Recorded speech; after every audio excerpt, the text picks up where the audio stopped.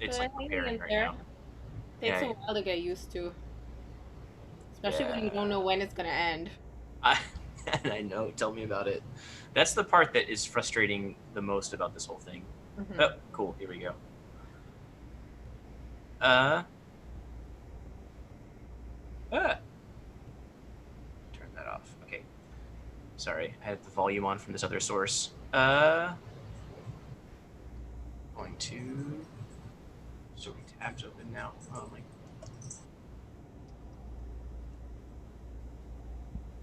All right. One day I'll figure out how to like be extremely better at this, I guess, and You're a lot better not than waste. I'd be doing, honestly. This is kind of good for me because I'm forced to experiment more with technology. Yeah, right. Same here, man. I have found that when I started teaching, I really liked the sort of pen and paper method, like Mm. just write it down. like Right, right. all of this is just way too much like extra stuff. Hmm. Anyway, okay, cool. So let me start recording here for a second. All right. Well, good evening. Hi. So today or tonight, I guess I am here with Chelsea D'Souza again. I introduced her last time, but I guess a quick rundown again. She is a DMA student at Rice, studying piano performance. And today we're going to talk about just some romantic era music. Um, so I guess first off, ooh, let me pull up my notes. Haha. First off, I really want to get your thoughts on just like the romantic style. Um, what are some composers that you are familiar with in this style, and what has your experience been so far with the romantic style of music? Well, there are a couple composers that are very typically associated with piano romantic music in particular, and those are like Schumann, Chopin, Brahms, Liszt, and they all have very particular, unique styles. And those are kind of the first composers that a young pianist gets to know and Mm. starts to enjoy playing their music because it's very outwardly expressive. You can be more free with it than some of the composers we talked about last time in the classical era, like Mozart and Yeah, Beethoven. Right, all of a sudden we have this notion of rubato. So you're also expressing emotions through time and not just other dynamics and things like that. And so I think it's that like kind of freedom that starts to characterize the romantic period more than before. And composers are developing their own ways of expressing these emotional yeah, affects. Uh, right. yeah. I think so. Rubato, that's a big part actually of this whole era, stylistically speaking. So for my students, literally it means robbed time. At least that's what I was told. At least. Yeah, that's Um, exactly what it means. Yeah. So essentially, when you have rubato in music, right, you're taking musical phrases, musical moments, and just either like stretching them or making them speeding them up. You're just playing a lot with like phrasing and time and you can get this really cool emotional like draw out of this concept of rubato. Uh, Hmm. to me, that's one of the biggest things I guess of this era. That's one of the like the pillars of this era is that sort of like musical expression through rubato. Right. It happens. The coolest thing I think is it happens like in all like the genres across this era. It's like it's in like every opera, every symphonic work, every chamber piece, all the art songs have it. Everything. It's like everyone is using this concept of rubato.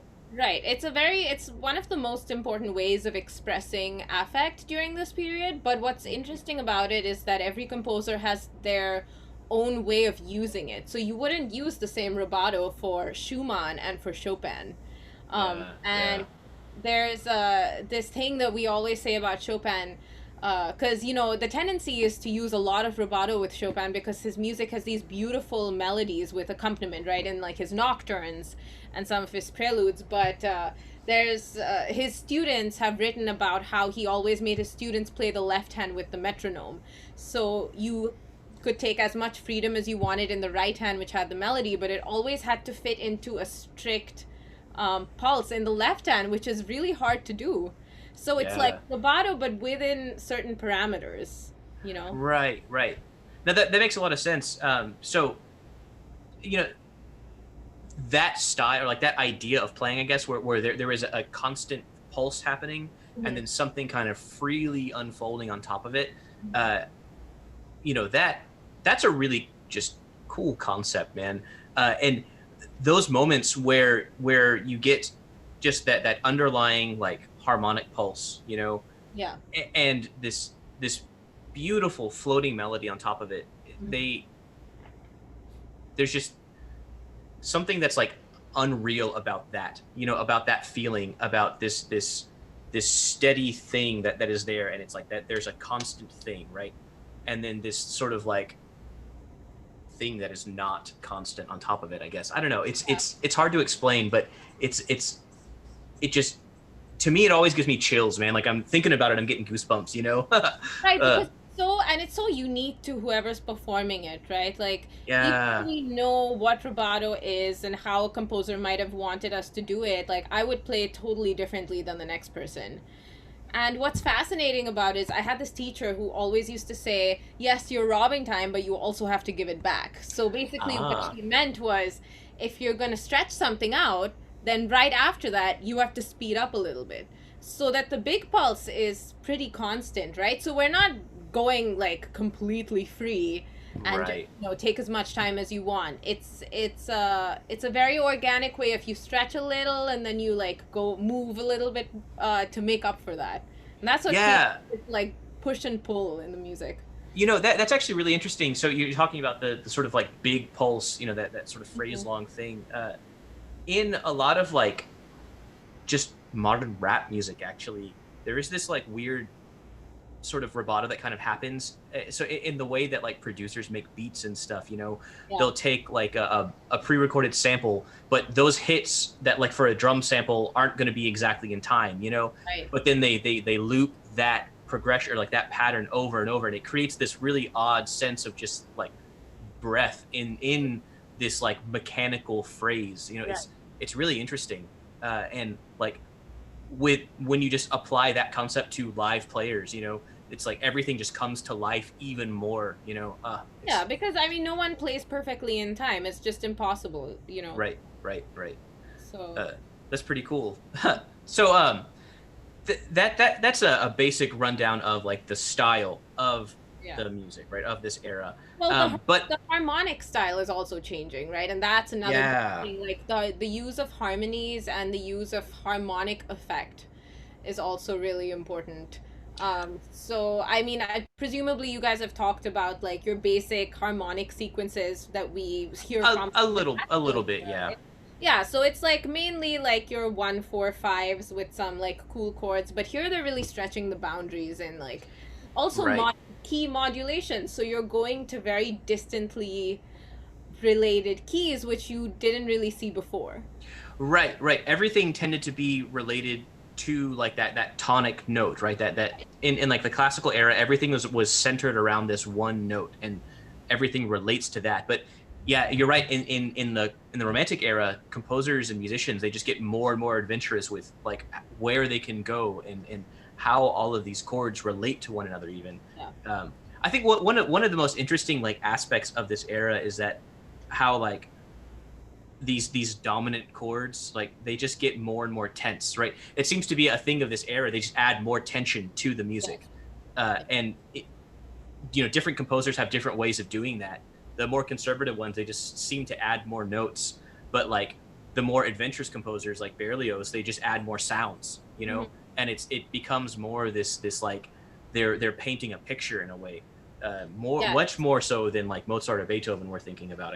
I think. Yeah, I mean, colors are becoming really important. And of course, this sets us up for like really late romantic impressionist stuff that Mhm. we see in art as well. But definitely, and this is probably because also the instruments were changing. Like we talked, last Yeah, time about how right. the piano was changing. And so now the piano has such greater capabilities that composers can write accordingly. They have more of a bass and more resonance. They have the damper pedal, which can sustain sound. Mhm. So it's like completely different. And then you have also the rise of the solo recital, which wasn't a Uh, thing before, and we have Liszt. So, you right, have to write something dramatic enough to capture the attention of an audience for an entire concert. right.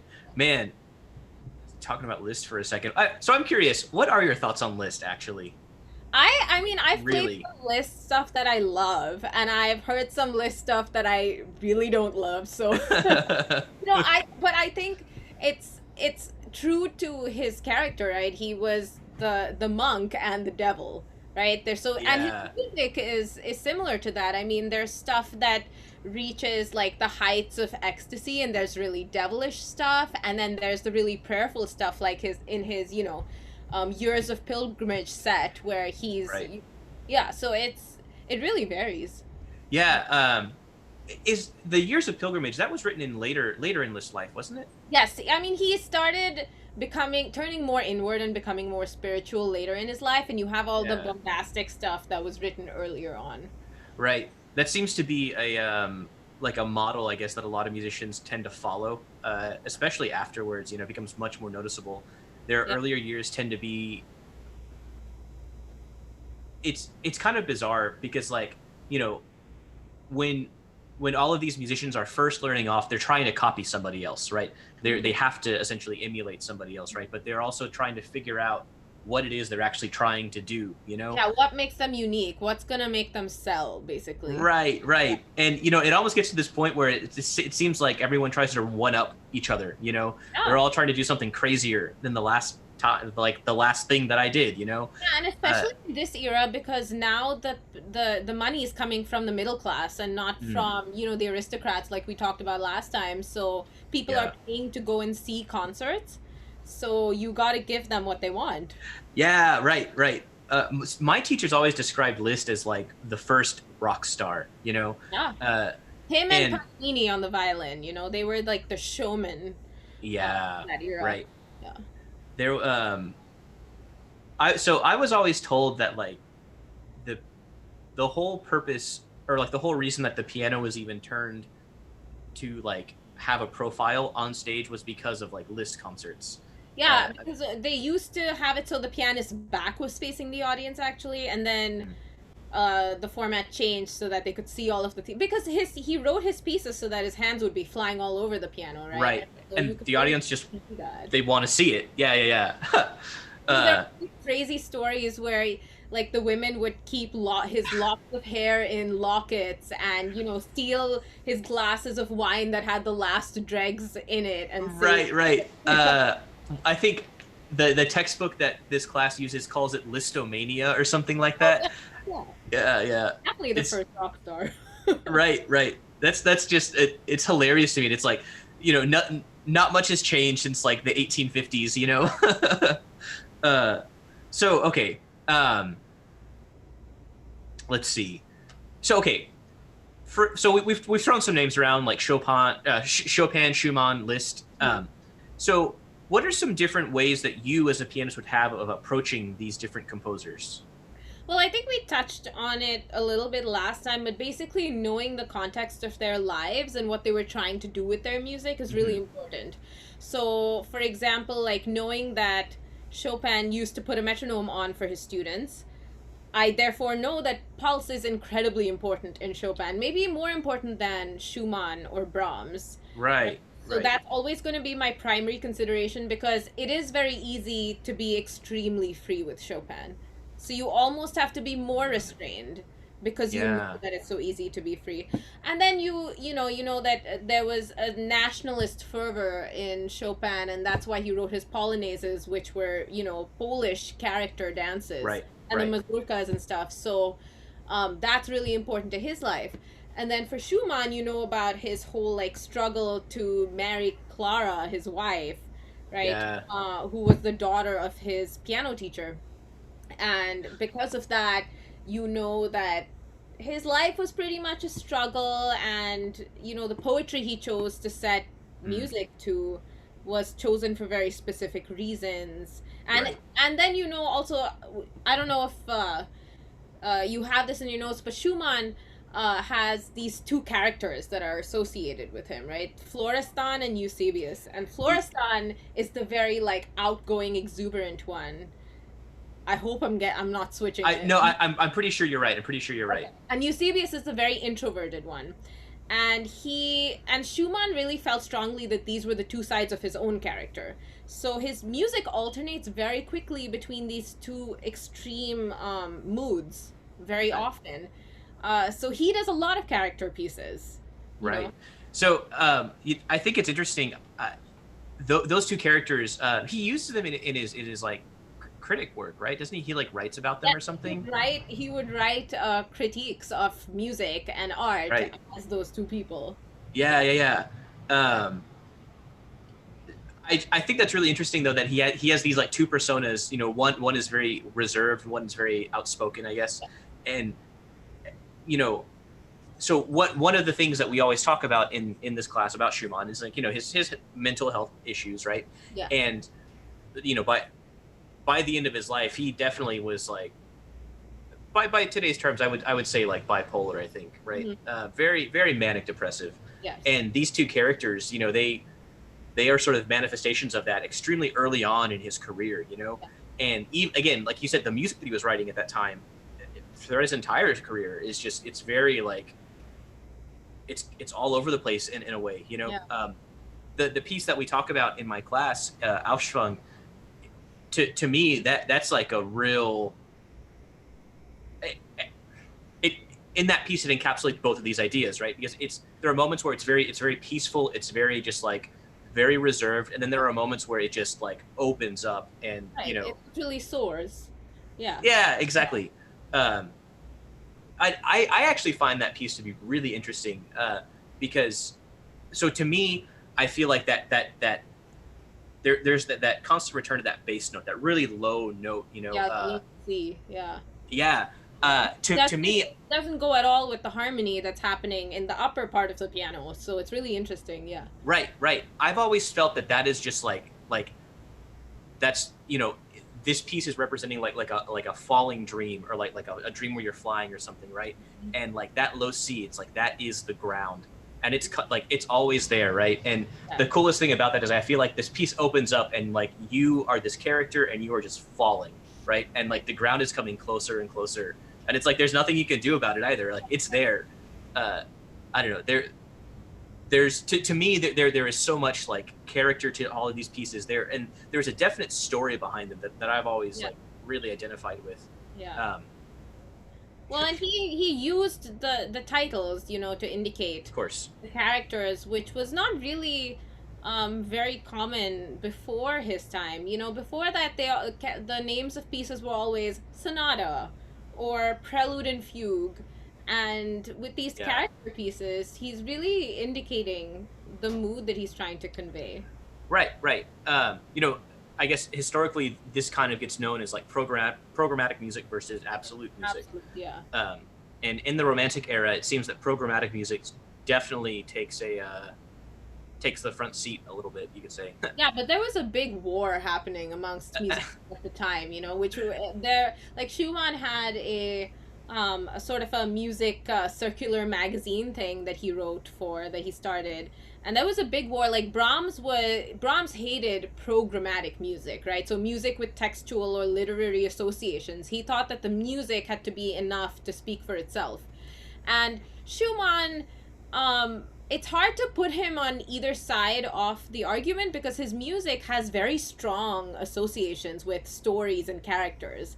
But there was never, you know, a story written. The way like Berlioz's Symphonie Fantastique has a literal Right. program for each movement. So Right. this pretty much characterizes all of the arguments and like conversation that was happening about music in the Romantic century. Right. That's something I've always found really interesting. That sort of like that big feud between the absolute composers and the programmatic composers. And what I think is really funny also is that they both lay claim to Beethoven as being their ancestor, you know, because some of them say like the Ninth Symphony is so programmatic, so Beethoven must have meant to move in that direction, and the rest of them say, well, the rest of his music is not. Yeah. It's pretty funny. Right. So it's like clearly he always meant to stay in this sort of absolute camp. Yeah. That is funny, man. So oh man, I totally forgot what I was going to say now. Great. Uh, I guess that's kind of interesting though how both of these sort of ideas of music, right? They both stem from Beethoven essentially. And I think it's really important to just understand that everybody in this era of music, like they were ridiculously influenced by Beethoven. He Yeah. was like the guy. Um, and I mean, do you have any thoughts on as to why that is? Maybe. Well, I think he expanded and all the forms. Certainly, we talked about how the symphony was Mm, suddenly became so much longer, and it really set the symphonic stage for Brahms and eventually like Mahler. yeah. But also harmonically, I think he turns the classical into the Romantic era because he starts experimenting with what the resonance of the piano can do. Um, with his string quartets, he's really pushing the way the instruments are used to create affect. Harmonically, like you talked about, with making the dominant chord more tension filled. I mean, Yeah. Beethoven's the one who starts that. Yeah. Like in some of the sonatas I've played, I mean, I think it's in some ways even more jarring than the tension you hear in the Romantic era composers because Mhm. it's so uncharacteristic of the music that's happening around it. Yeah. I mean, Right. it happens out of nowhere, these sudden chords that are supposed to just jolt you. So he really makes that change. So then every composer after that has to sort of battle with making their mark after someone like Beethoven has made such a big mark on music. Right. Yeah. That's I just I don't know. I can't even fathom. I guess being in that world where there is like one person who is so monumental, and it's like you have to best this one person in order to like Right. make your Well, name. and the problem is he also wrote in pretty much every single genre, right? He wrote so Yeah. many string quartets, trios. He wrote so much solo piano music, concertos, symphonies. I mean, the only genre that he maybe didn't do too much in was art song. Yeah. Right. But he wrote a cycle, and he was kind of the beginning of the song cycle, which Mozart wrote songs, but he didn't do song cycles. Right. Right. Well, speaking of song cycles, direct segue into like the next thing I want to talk about. um, so Schubert, what do you know about Schubert? Schubert is one of those composers that kind of sneaks by you. I mean, he has these huge piano sonatas that are so intellectual and just so emotional that, Yeah. but in a very restrained way. I think of him as a very restrained and poised composer. So he's definitely, for me, I think of him as early romantic. Oh yeah, no doubt about that. Yeah, yeah. uh, no man, Schubert is like my guy. When I was first getting into music, uh, I was taking voice lessons, and I got really into Schubert's music. Right, Yeah, Schubert's because music he was wrote incredible song cycles. yes, he did. And that experience totally had an effect on the way that I perceived like song after that. Yeah. Um, so what I think Schubert's story is really interesting. He's basically was training to be a school teacher like his dad was, and kind of one day was like, you know what, I hate kids, so I'm not going to teach them. And he was like, I just want to be a pianist instead. So he just like moves to Vienna, right, to go and study with Beethoven because that was his favorite composer. And he gets there and Beethoven's dead, but like he somehow managed to become a pallbearer for Beethoven. Like Beethoven Really? was so important. Yeah. Oh, It was Schubert somewhere. So because they took Beethoven's body like all up and down Vienna, and so like they had to take shifts as the yeah. pallbearers, and so Schubert somewhere along the way like I guess snuck on and just like was Wow. holding Beethoven's coffin. But that was like his whole thing was that he wanted to study with Beethoven. I Mhm. think Beethoven had actually like seen one of his pieces or something and like wrote back to him, or like he had like mailed a bunch of works to him, and then Beethoven wrote back one day or something like that, and Beethoven had like favorably commented about one of these pieces and like Yeah. that was it for Schubert. Was like, that's it, I'm going to be a pianist now. Yeah. And then sort of goes and famously does like nothing. uh but like meaning like he didn't really like perform much. He didn't do No. during like the time that he lived. He didn't do much like as a professional musician, right? No. He published a lot of works, Yeah. but like, he sort of Like famously more of couch a surfed. composer than a pianist. We really don't think of him the way we Yeah, think of Liszt or even Schumann for the years that he was able that he didn't have his injury and was able to perform. We definitely right. think of him as starting off as a performer. Schubert, not so much. See, I think one of the greatest ironies there, though, is that Schubert was by all accounts, like an amazing pianist, Yeah. and like he wrote all of that music, for himself, basically, right? And like he was playing these pieces and singing them at the same time, which is like mind blowing to me. Right. A piece like Erlkönig, just to like write Yeah, that in it. it's kind of a beast for the piano. It's Yeah, normally he wrote art. that when he was like 18. Oh, I didn't know that. That he was. Yeah. Oh, wow. Oh yeah, because he published it as his Opus 1. That's right. Mhm. Yeah. Sorry, I totally cut you off. What were you gonna say? Oh, I can't remember now. Yeah, Erlkönig, great piece. Yeah. I guess, but before we kind of delve into that, I want to talk a little bit about Schumann. You kind of brought up something about his injury. Um, Yeah. can you go a little bit more into detail about that? Sure. So, I mean, this is something I read, and Sure, I know. Yeah. Big caveat here for my students. This yeah, is a sort of myth and a legend around Schumann, right? I have no idea, like, what the truth of is. I mean, I know he did have an injury that kind of stopped him from performing. Right. Apparently, so you know how your third and fourth fingers are, this muscle is connected. And you learn when you figure this out, like early on when playing the piano, that your fourth finger is like kind of the weakest finger because it can't lift very high by itself. Like every other finger you can isolate and lift really high, but you can't do that with the fourth finger because you have to lift the third finger with it as well. And so Schumann, I guess, didn't fully understand the importance of this physiology, and so he created this little machine to isolate his fourth finger and be able to lift it really high, and as a result he injured himself. Yeah. And so even though he started off wanting to be a performing pianist, he eventually had to just like switch to composing full time. Right. Um, wasn't he was studying to be like a lawyer or something, right? Something. Was it a Really? doctor or a lawyer? So the one of the coolest things I think about this era is that like, yeah, I guess I've said that a lot. One of the coolest things about this era, but in the classical era, right, in the Baroque era, all these previous eras, like whatever your parents did, that's what you did, right? Like if your father was a wheelwright, then it's like you knew how to work a wheel, right? If your family cobbled, like they were cobblers, you were going to be a cobbler, right? And the same thing was true with musicians. But like suddenly in the Romantic era, like you didn't have to do that anymore, right? Because this whole like middle class thing kind of pops up, right? All these social revolutions happen, and like people are like, hey, you know what matters? We do, and like they start doing stuff, right? Yeah, and they're Um, trying to assert their individuality, I think, more than before. That's yeah, also really exactly. important. Yeah. Right, right. Um, so you start to see a lot of people that come from families of lawyers and doctors and just different noble backgrounds, and they're all kind of like, I just want to do music full time. And some come from very ignoble backgrounds, I guess, in a way. Schubert was a school teacher, right? Yeah. And like that wasn't really considered a high class job.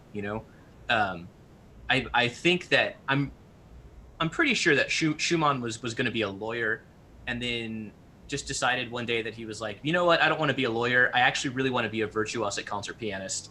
And then like shifted his mindset completely. Started studying with I can't remember the guy's name now, but Clara's dad. And Oh, I don't remember his name either. yeah, Mr. Vieck. yeah, right, right. And that's why he meets Clara, right? They sort of Yeah. fall in love. So my students actually always have a hard time understanding like how that can kind of happen, right? But I think it's really important we have to talk about like how you sort of studied with someone at that time, right? It wasn't like you just kind of went to school, like you were an apprentice basically to whoever was your teacher. And Yeah, like, now people go for a 1 hour lesson a week, but it wasn't like that then. they yeah, were they were definitely like mentors to their students, and so especially since Schumann was trying to be a performing pianist, he was working very closely with his teacher, and so yeah. he would be over at his house all the time. He And like lived Clara, there basically. yeah, and Clara was his teacher's daughter, and 13 years younger. Something like that, yeah. Yeah, a I feel huge like, age difference, so he actually knew her since she was pretty young. yeah, yeah. So, take that as you will. But like, they have a really interesting story though, because Schumann is there for what, like 5 years or something, 5 6 years. Like it's an extended amount of time he's with that family, Yeah. uh, and over the course of that time, like him and Clara get really close, Mhm. uh, and then like, uh, what was her dad's objection? Basically, her dad just didn't like Robert, I guess, or Robert I Schumann. think it was actually that he was trying to be a pianist and he didn't think that he would be able Yeah, to support his daughter, because his daughter was trying to be a pianist, and her right. dad was actually like really pushing her to like concertize and tour and stuff.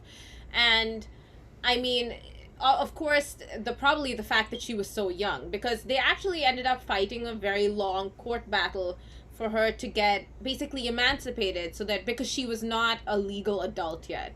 And Right. then they ended up winning that court battle, I think, like the day before she actually became a legal adult. But Yeah, so it was a long, drawn out fight for them to be together. right.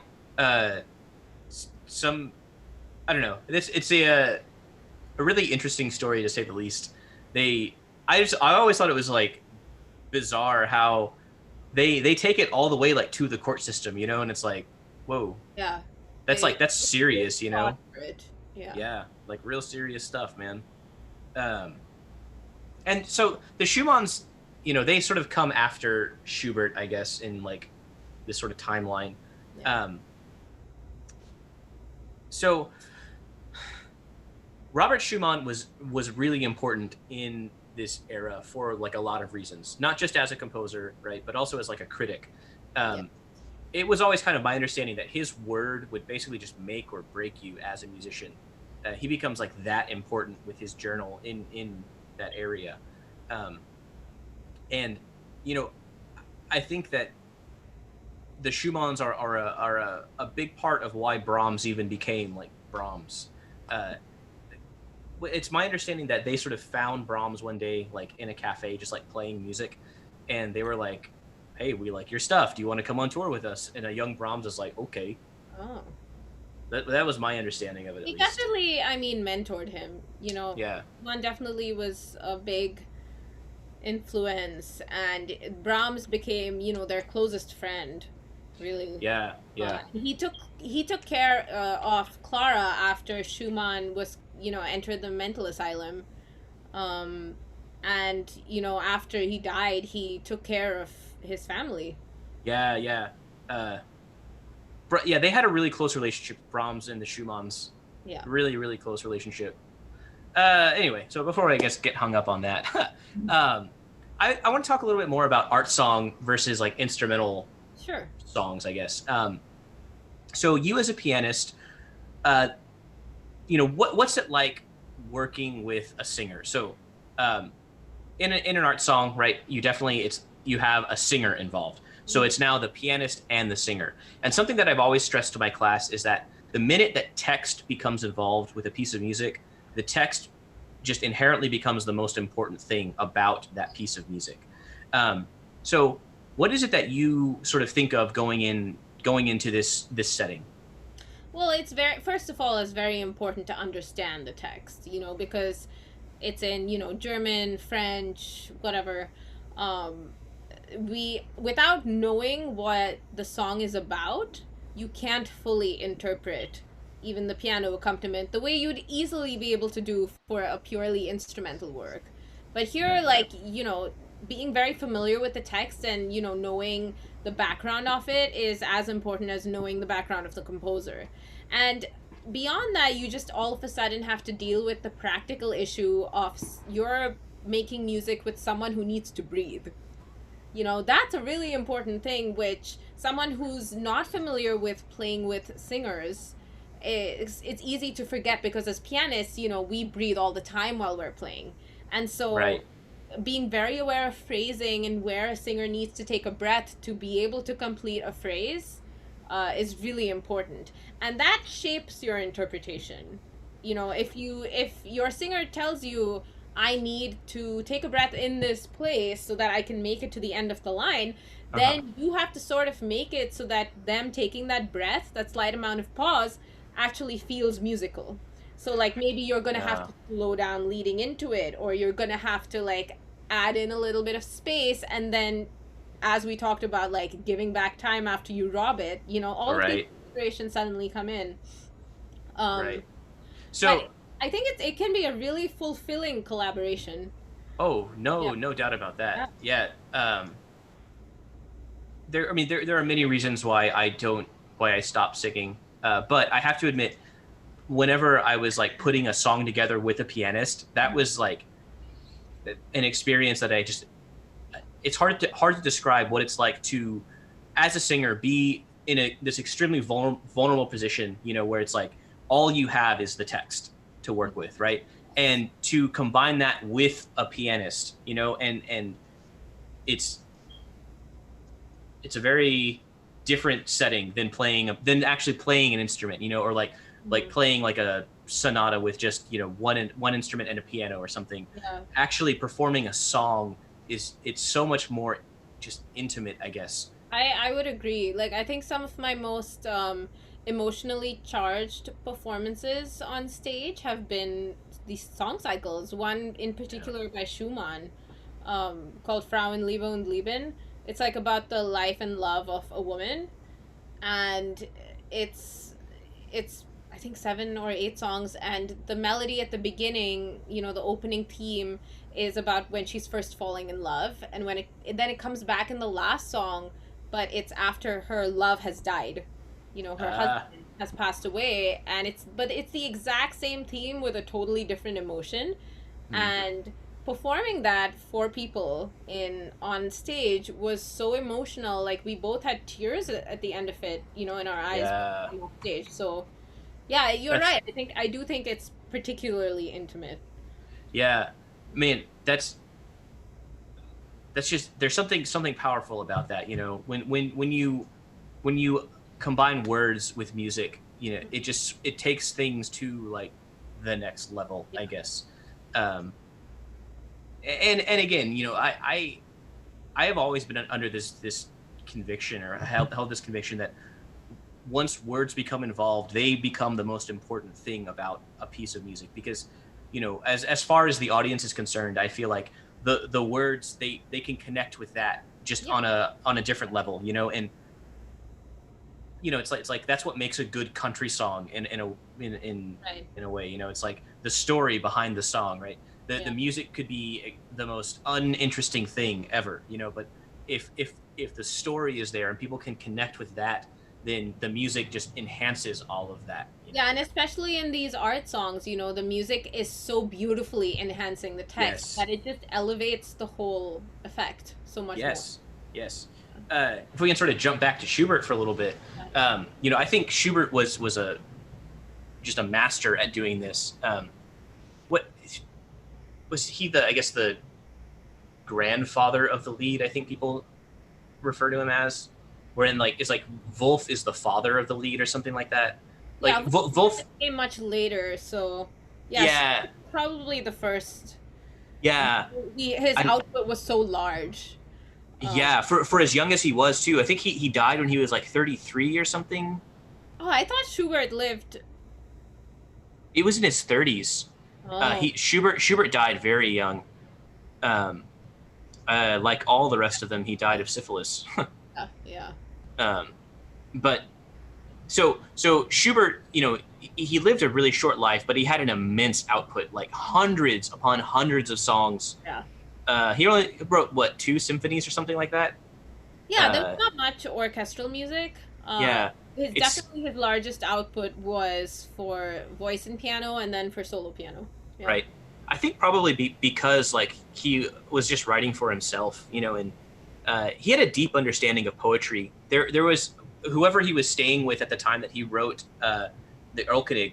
They sort of have this account of like that day, and it was like, at noon, Schubert wakes up and then just like goes to the piano and starts writing music. Or no, it was he wakes up at noon and starts reading a book of Goethe poems, right? And finds one of them and then just memorizes it, and then goes and sits at the piano and then just writes this song.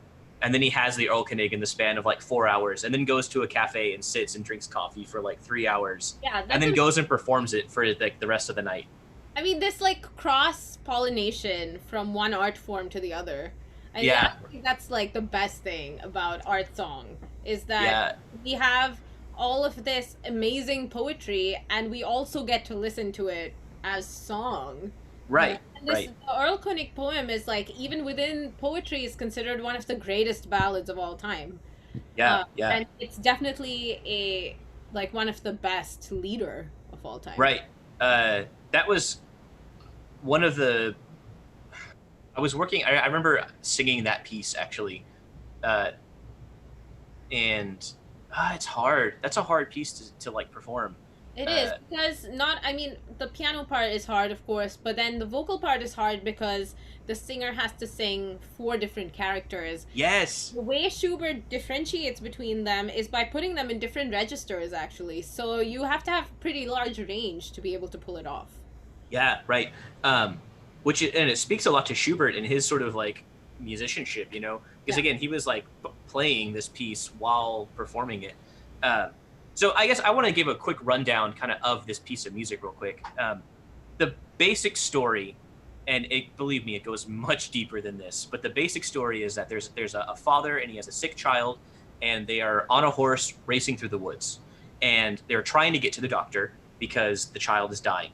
But along the way, the child sees this sort of figure that's chasing them, right? And this is the Erlkönig, or the Elf King. It has a lot of different names. Basically, this is death, right? This is the persona, like the representation of death. And this figure chases them, and the boy keeps crying out to his dad, like, "There's something chasing us." And the dad says, "No, don't worry about it, right? It's not there." And then the Erlkönig speaks and says, "No, I actually am here," right? And then eventually reaches out and touches the kid, and the kid is like, "Oh no, Dad, it grabbed me." And the dad was like, "Don't worry about it." But then it turned out the kid dies, right? Great. So this is not a happy poem, like by any stretch of the imagination, right? And I think it speaks volumes of Schubert's just understanding of art and music, that he was able to write, perform, and just conceive of this monumental work, right? Because like the fact that he did this all when he was like 18 also is just mind-blowing to me, Now, this piece, right? There are several different characters in this piece, which you already mentioned a few of them, right? So I'm pretty sure what we were talking about this earlier. I always forget. Are there 4 or 5? Well, there are 4 in the vocal part, and then a separate character in the piano accompaniment. Okay, right. So,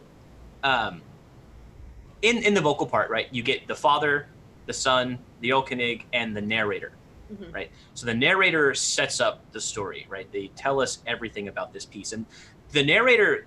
I always thought this was really interesting that you mentioned that they appear in different registers, right? So the narrator is a very neutral middle register, Yes. right?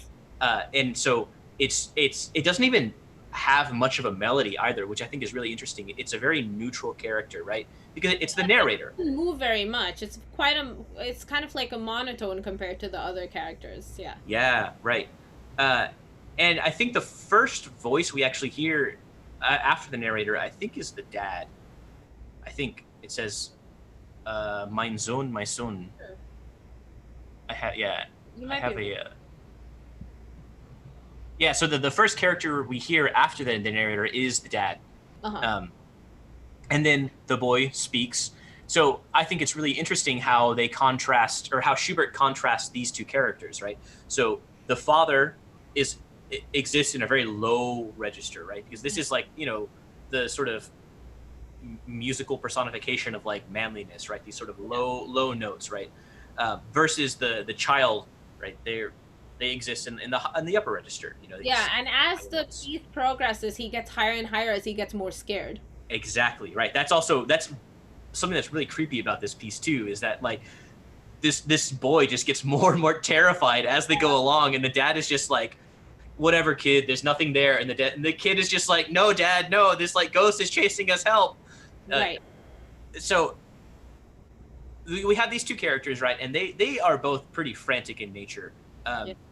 um, so you could probably explain more about the piano piece, or the piano part that's happening at that point. It happened like, I'm sure we can both recall like the introduction of that piece, right? It's just Yeah. God, it's goes terrifying like, actually. yeah, right. It's like a crack of thunder, like right off the bat. Yeah. It's very like it always reminds me of those old like 1920s 1930s black and white films where it's Oh like the yeah. villain is Yeah. like, You just see the castle and there's like the lightning bolt over it, yeah, like swoop exactly, of thunder and everything shakes. Yeah, it's exactly like that. yeah. um Now, something that I think is really interesting about this is that the way that Schubert sets this piece up, he sets it up with the horse, right? The horse is the very first thing we actually hear. Could you describe a little bit about like that character in this piece, I guess? Yeah, so it goes pretty much non-stop during the entire piece, which is exhausting to play. It's these like octaves that keep going on the same note, so repeated octaves that happen really, really fast. And for those of you who don't play piano, that's really hard to do.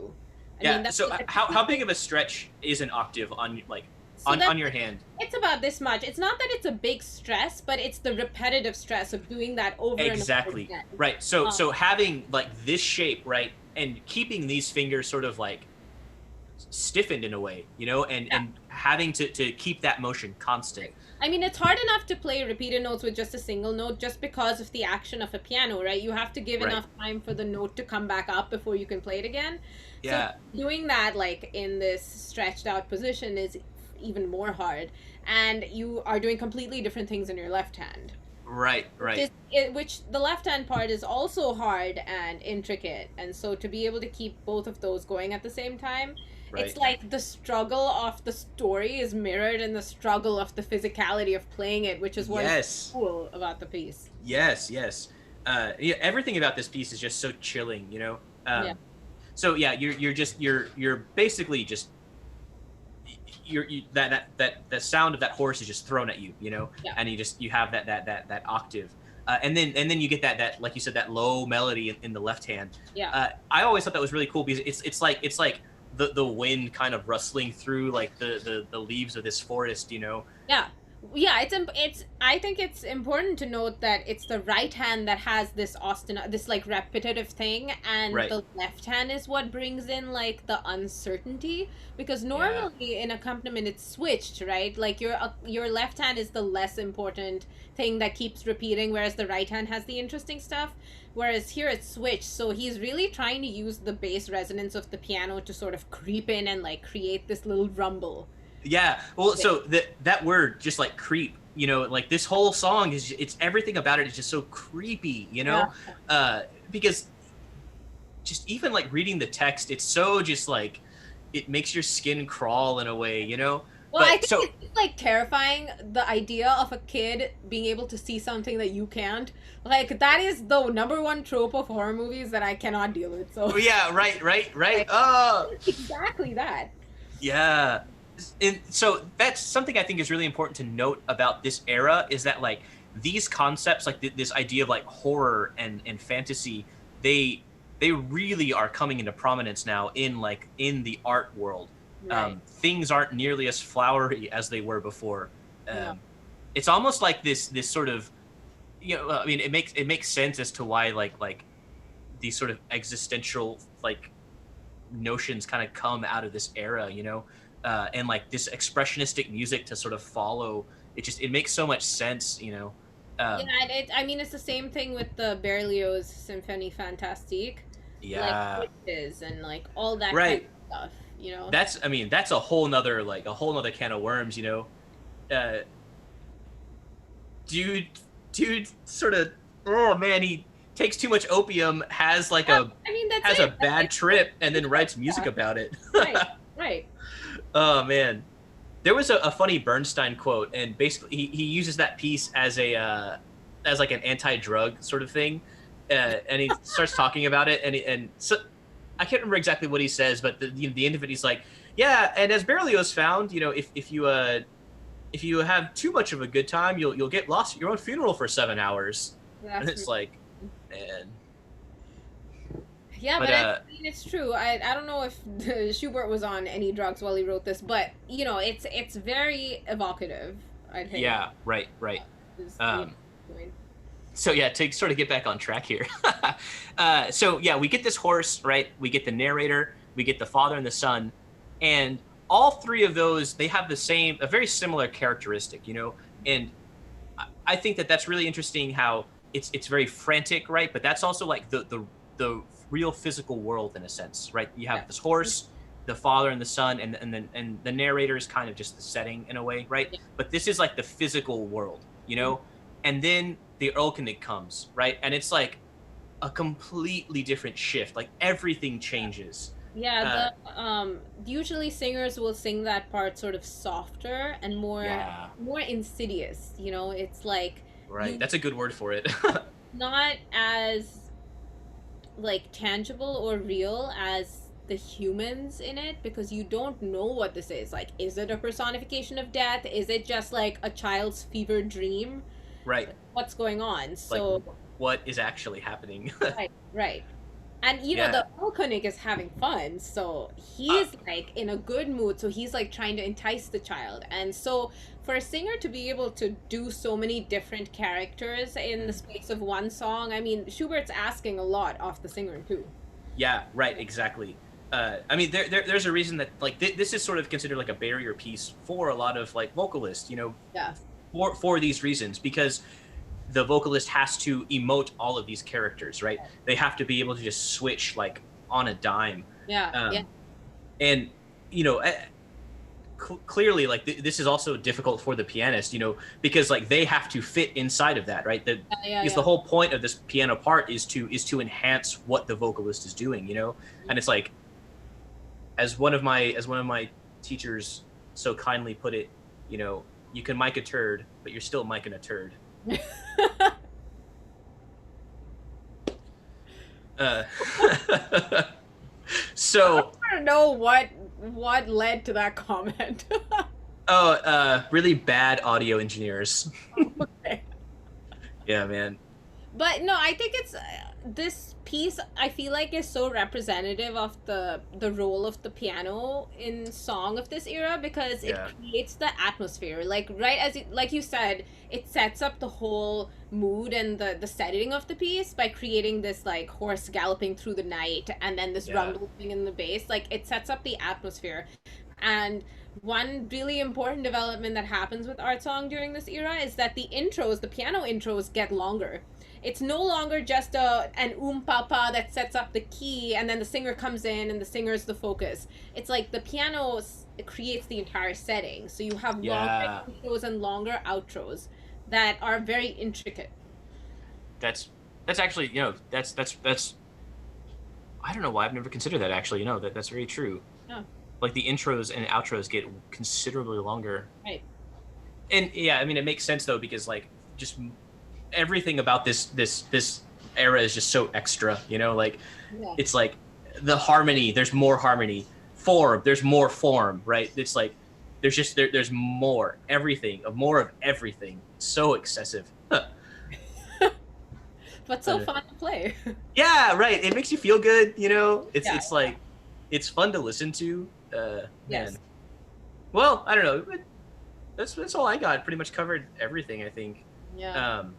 Do you have any it's close? a large era too. Yeah, no, I know. There's It's a lot. this is definitely not the full scope of the Romantic era, like at all. But I mean, do you have any closing thoughts? Oh, one thing I actually do want to ask you first. Yeah. What is your absolute favorite piece of this era? Oh, that's really hard because like even like I said, this era is so vast that I actually have like several boxes within it that I see as so totally separate. Yeah, But I right. will say like one If you just had to pick one.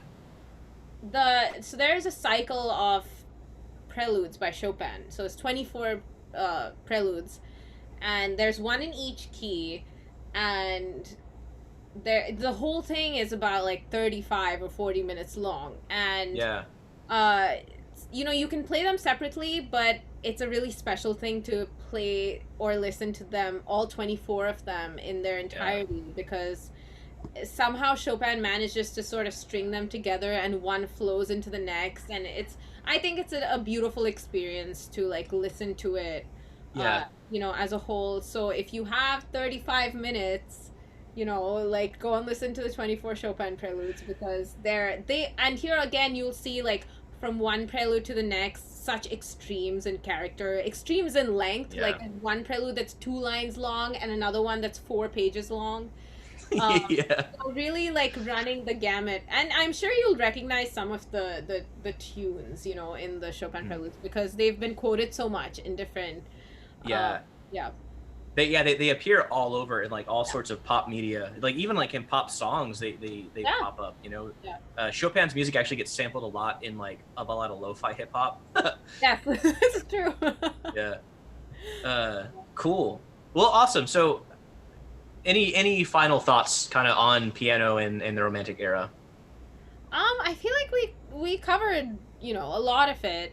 Yeah. Uh, I guess, yeah. A closing thought would just be that the emotion is, at the forefront of everything Yeah. you guys are trying to do. Like, form is important, but not as important as it was before. Like, everything is in service of the emotion. Right. Yeah. That makes sense, man. Yeah. Well, thank you so much for sitting and talking to You're me. welcome. And class, I, you know what to do. All right. Also, YouTube. If anybody was still there, I'm gonna stop now. Bye, YouTube.